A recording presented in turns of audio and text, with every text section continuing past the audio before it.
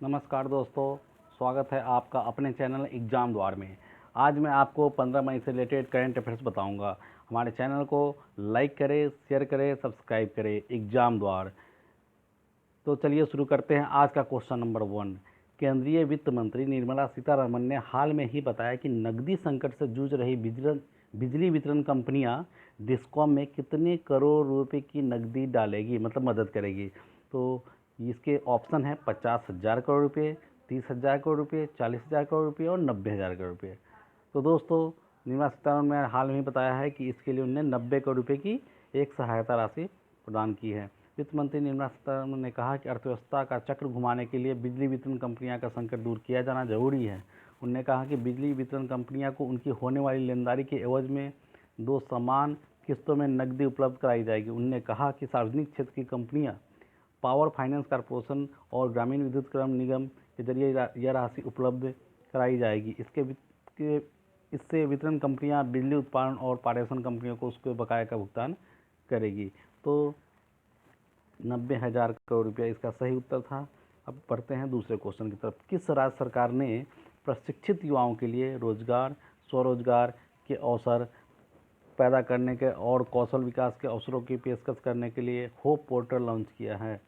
तो इसके ऑप्शन है बिहार, पंजाब, उत्तराखंड और राजस्थान। तो दोस्तों, इसके सही उत्तर है उत्तराखंड। उत्तराखंड के मुख्यमंत्री त्रिवेंद्र सिंह रावत ने हाल में ही सचिवालय में मंत्रिमंडल के साथ होप पोर्टल का लोकार्पण किया। इस पोर्टल से उत्तराखंड में रहने वाले उत्तराखंडी तो जुड़ेंगे ही, प्रदेश से बाहर रह रहे हैं और काम कर रहे हैं प्रवासी भी कनेक्ट हो पाएंगे। राज्य के कुशल अकुशल युवाओं का डाटाबेस बनाने और उसके रोजगार पर स्वरोजगार एंड रोजगार हेतु अवसर उपलब्ध करवाने के मकसद से यह पोर्टल बनाया गया है।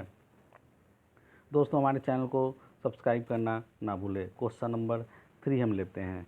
अगला क्वेश्चन है, प्रधानमंत्री कार्यालय ने बताया है, जिसको पीएमओ के नाम से भी जाना जाता है, कि पीएम केयर फंड ट्रस्ट ने कोरोना वायरस संक्रमण से लड़ने के लिए कितने करोड़ रुपए आवंटित किए हैं? तो इसके ऑप्शन हैं 3100 करोड़ रुपए, 2100 करोड़ रुपए, 3900 करोड़ रुपए और 3100 करोड़ रुपए। तो इसका सही उत्तर है दोस्तों 3100 करोड़ रुपए। कोरोना वायरस के बढ़ते संक्रमण को देखते हुए प्रधान के निर्देश पर पीएम केयर फंड बनाया गया था। प्रधानमंत्री के आह्वान पर देश का खास से लेकर आम लोग जमकर इसमें दान दिए। प्रधानमंत्री कार्यालय ने बताया कि इस फंड से कोरोना के खिलाफ लड़ाई के लिए 3100 करोड़ रुपए आवंटित किए गए हैं। प्रधानमंत्री कार्यालय के मुताबिक इन 3100 करोड़ में 2000 करोड़ रुपये से वेंटिलेटर खरीदे जाएंगे और साथ ही उनमें से 1000 करोड़ रुपये प्रवासी मजदूरों पर खर्च किए जाएंगे। इसके अलावा लगभग 100 करोड़ रुपये वैक्सीन बनाने के लिए दिए जाएंगे। कोरोना का दूसरा नाम कोविड-19 भी जाना जाता है। तो क्वेश्चन लेते हैं, चौथा नंबर क्वेश्चन। केंद्र सरकार ने चालू वित्त वर्ष की शेष अवधि के लिए देश के अंदर किए जाने वाले विभिन्न प्रकार के व्यावसायिक भुगतान पर टीडीएस और टीसीएस दर कितने प्रतिशत कम कर दी है? ऑप्शन है 50%, 25%, 20%, 40% और 10%। तो दोस्तों, सही उत्तर है इसका 25%। वित्त मंत्री निर्मला सीतारमण ने कहा कि 14 अप्रैल 2000 को लेकर 31 मार्च 2021 तक टीडीएस टीसीएस के मौजूदा दर में 25% की कटौती की जाएगी। यह कटौती ठेकेदारों को किए जाने वाले भुगतान, ब्याज भुगतान, किराया, लाभांश, कमीशन और ब्रोकेज सभी पर लागू होगी। यह सभी टीसीएस में दरों में 25% कमी के लिए पात्र होंगे। उन्होंने कहा कि इससे करीब 50,000 करोड़ रुपये करदाताओं के हाथ में बचेंगे, जो सामान्यतः स्थिति में टीसीएस के रूप में सरकार के खाते में जाती है। टीडीएस की दरें 1% से लेकर 30% तक है। क्वेश्चन नंबर 5 लेते हैं।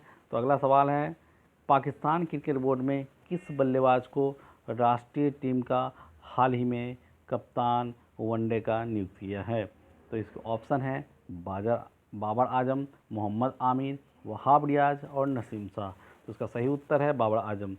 पाकिस्तान क्रिकेट बोर्ड पीसीबी ने बल्लेबाज बाबर आजम को राष्ट्रीय टीम के वनडे का कप्तान नियुक्त किया है। बाबर आजम ने अभी तक खेले गए 26 टेस्ट मुकाबलों में 45.12 के औसत से 1850 रन बनाए हैं। उन्होंने वनडे में 74 मुकाबलों में 54.17 के शानदार औसत से 3,359 रन बना लिए हैं, जबकि T20 क्रिकेट में खेले मुकाबले में 50.72 के औसत से 1,471 रन बनाए हैं। दोस्तों अगला क्वेश्चन है, विश्व आर्थिक मंच WEF वर्ल्ड इकोनॉमिक फोरम के वैश्विक ऊर्जा संक्रमण सूचकांक 2020 में भारत कितने स्थान पर पहुंच गया है? इसके ऑप्शन है 74वें, 80, 92 और 82। तो सही उत्तर है 74वें। स्वीडन ने लगातार तीसरे साल एनर्जी ट्रांसमिशन इंडेक्स में शीर्ष स्थान हासिल किया है। उसके बाद शीर्ष 3 स्थानों में स्विट्जरलैंड और फिनलैंड है। इसके तहत दुनिया के देशों द्वारा ऊर्जा संरक्षण और सतत पर्यावरण को बनाए रखने का उल्लेख किया जाता है। इसमें विभिन्न देशों के प्रदूषण स्तर का आकलन भी किया जाता है। विश्व आर्थिक मंच WEF world economic forum Switzerland में स्थित एक गैर लाभकारी संस्था है। इसका मुख्यालय जिनेवा में है। स्विस अधिकारियों द्वारा इसे एक निजी सार्वजनिक सहयोग के लिए अंतर्राष्ट्रीय संस्था के रूप में मान्यता प्राप्त है। दोस्तों अगला क्वेश्चन लेते हैं। तो नेक्स्ट क्वेश्चन है, ब्रिक्स देशों के न्यू डेवलपमेंट बैंक NDB ने कोरोना वायरस महामारी से लड़ने के लिए किस देश को $1 अरब की आपातकालीन सहायता राशि दी है? ऑप्शन है चीन, भारत, ब्राज़ील, रूस। क्वेश्चन मैं एक बार रिपीट कर रहा हूँ। ब्रिक्स देशों के न्यू डेवलपमेंट बैंक ने कोरोना वायरस महामारी से लड़ने के लिए किस देश को $1 अरब की सहायता राशि दी है? उत्तर है भारत। इस राशि का इस्तेमाल इस महामारी में होने वाले मानवीय, सामाजिक और आर्थिक नुकसान को कम करने के लिए किया जाएगा। NDB के निदेशक मंडल ने 30 अप्रैल को भारत के लिए आपातकाल सहायता कार्यक्रम ऋण को मंजूरी दी थी और इसका उद्देश्य कोरोना वायरस महामारी के कारण होने वाले मानवीय, सामाजिक और आर्थिक नुकसान को कम करना है। शंघाई स्थित NDB की स्थापना ब्रिक्स देशों ब्राज़ील, रूस, भारत, चीन, दक्षिण अफ्रीका ने 2014 में की थी और इस समय इसका नेतृत्व दिग्गज भारतीय बैंकर KV कामत कर रहे थे। नेक्स्ट क्वेश्चन नंबर 8 है, किस राज्य ने कोरोना के खिलाफ लड़ाई में 30 दिनों तक अपनी सेवा देने वाले सही पुलिसकर्मियों को कर्मवीर पदक से सम्मानित करने का फैसला लिया है? मध्य प्रदेश, बिहार, झारखंड, तमिलनाडु। किस राज्य सरकार ने कोरोना के खिलाफ लड़ाई में 30 दिन तक अपनी सेवा देने वाले सही पुलिसकर्मियों को कर्मवीर पदक से सम्मानित करने का फैसला किया है? और इसका सही उत्तर है मध्य प्रदेश। मध्य प्रदेश में कोरोना के खिलाफ लड़ाई में 30 दिनों तक अपनी सेवा देने वाले सभी पुलिसकर्मियों को कर्मवीर पदक से सम्मानित किया जाएगा। वहीं मध्य प्रदेश में शहीद और अन्य मृतक पुलिसकर्मियों के परिवारों की समस्याओं को अब हेल्प डेस्क के माध्यम से हल किया जाएगा। भोपाल में पुलिस मुख्यालय में हेल्प डेस्क की स्थापना की गई है। राज्य की पुलिस FIR दर्ज करने के लिए शिकायतकर्ताओं के घर का दौरा करेगी। दोस्तों हमारे चैनल पे मैथ्स के वीडियो, रीजनिंग के वीडियो और NTPC रेलवे से संबंधित प्रीवियस ईयर सेट्स और 2020 सीरीज के वीडियो भी अवेलेबल है, जिसे पढ़कर आप 100% अपना RRB, NTPC और SSC में अच्छा स्कोर कर सकते हैं, आप क्वालिफाई कर सकते हैं। इसलिए आप उन चैनल पे जाएं। हमारे चैनल का नाम है एग्जाम द्वार, आप सर्च करें और उस पर जाए और सारी वीडियोज़ को एक एक करके देखें। उसमें बहुत सारे मैथ्स के ऐसे ट्रिक बताए गए हैं जो आपको अमेजिंग लगेंगे और आपको कहीं नहीं मिलेंगे। क्वेश्चन नंबर 9 लेते हैं। किस सोशल मीडिया कंपनी ने अस्थायी तौर पर अपने कर्मचारियों को वर्क फ्रॉम होम मतलब घर से काम करने की इजाज़त दी है? एक सोशल मीडिया प्लेटफॉर्म कंपनी है। ऑप्शन है फेसबुक, ट्विटर, लिंक्डइन और इंस्टाग्राम। तो इसके सही उत्तर है ट्विटर ने सोशल मीडिया कंपनी ट्विटर ने अस्थायी तौर पर अपने कर्मचारी को अस्थायी तौर पर घर से काम करने की इजाज़त दे दी है। सैन फ्रांसिस्को की इस कंपनी ने कोरोना महामारी फैलने के बाद सबसे पहले अपने कर्मचारियों को वर्क फ्रॉम होम करने की अनुमति दी थी। कोविड-19 से बचने का एकमात्र उपाय सोशल डिस्टेंसिंग ही है। हम सभी जानते हैं कि सोशल डिस्टेंसिंग के द्वारा हम इससे आसानी से बच सकते हैं। इससे सबक लेते हुए ट्विटर ने अपने स्टाफ को हमेशा के लिए घर से काम करने का ऑप्शन दिया। अब ट्विटर के कर्मचारी कोरोना काल के खत्म होने के बाद भी घर से काम कर सकेंगे।